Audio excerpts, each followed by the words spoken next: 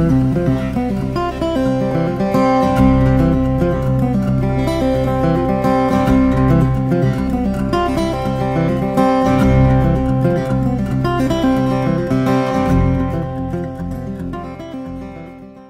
marxisme est une pensée née de Karl Marx, un intellectuel allemand du XIXe siècle. Fruit d'une collaboration longue et étroite avec Friedrich Engels, la pensée de Marx s'exprime dans de nombreux écrits, dont le Manifeste du Parti communiste de 1948 et le Capital publié en 1867. Tantôt présenté comme une philosophie de l'histoire ou une doctrine politique, le marxisme a connu de très nombreuses déclinaisons.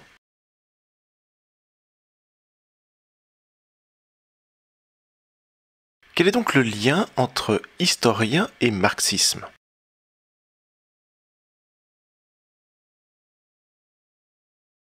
Selon Marx, toute l'histoire n'est qu'une succession de luttes de différentes classes sociales. Au Moyen Âge, par exemple, les nobles et les paysans formaient chacun une classe sociale. Ces deux classes étaient en opposition.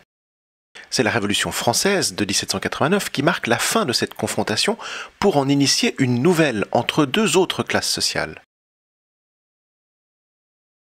Selon Marx, deux classes nées de la Révolution française se confrontent au XIXe siècle.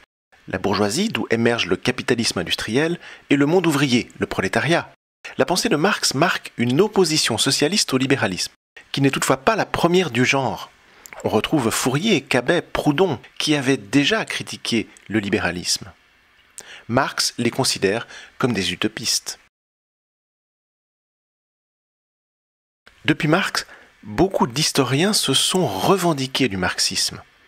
Ils sont simplement d'accord avec cette vision de l'histoire faite de différentes périodes, animées par des classes sociales en confrontation.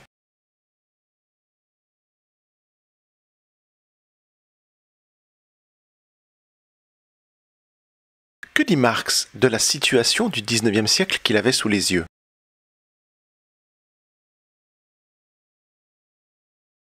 Selon les économistes classiques, à la fin du XVIIIe siècle, l'économie repose sur l'association de deux facteurs de production, le capital et le travail.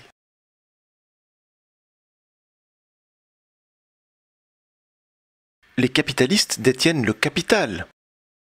Les prolétaires travaillent et détiennent le savoir-faire. Selon Marx, les capitalistes détiennent le capital et l'outil de production.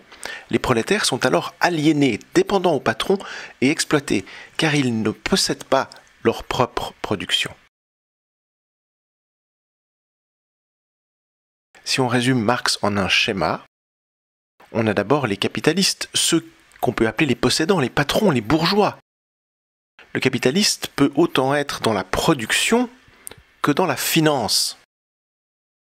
Tout en bas de l'échelle de la pyramide sociale se trouvent les ouvriers, les prolétaires, ceux que Marx considère comme les damnés de la terre.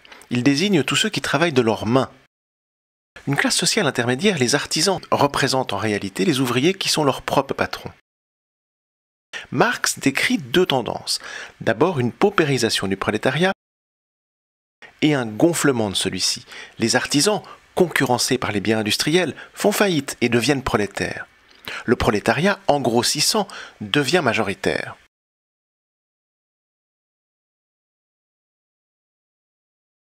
Dans la pensée marxiste, les prolétaires qui deviennent majoritaires doivent faire la révolution en procédant par étapes.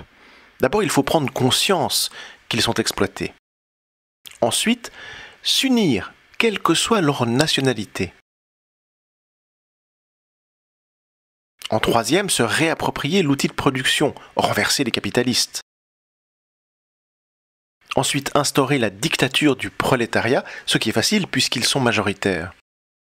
Et enfin, former une société socialiste.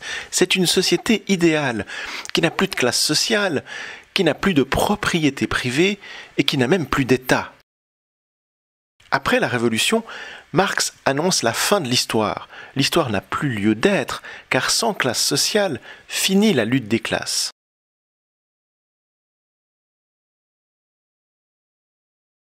Pourquoi le marxisme est clé au XXe siècle ? La pensée marxiste est centrale au XXe siècle. Le premier pays à devenir communiste est la Russie en 1917. En février 1917, l'empereur de Russie, le tsar Nicolas II, quitte le pouvoir. Le pays entre alors dans une longue révolution qui aboutit à la prise de pouvoir du parti bolchevique en novembre 17 de tendance marxiste, un parti dirigé par un révolutionnaire surnommé Lénine. Le pays, devenu l'URSS, est communiste de 1917 à 1991. Il adopte le drapeau rouge de la révolution. La création de l'URSS fait rêver des millions de communistes à travers le monde et agit comme un modèle révolutionnaire que certains tentent de reproduire avec plus ou moins d'aide de l'URSS. De nouveaux courants se revendiquant dans la continuité du marxisme fleurissent dès le début du XXe siècle. Le léninisme, bien sûr, le trotskisme, le stalinisme, le maoïsme et tant d'autres. Au-delà de l'URSS, dès qu'une population subit un rapport dominant-dominé, des courants marxistes d'opposition ou de résistance apparaissent.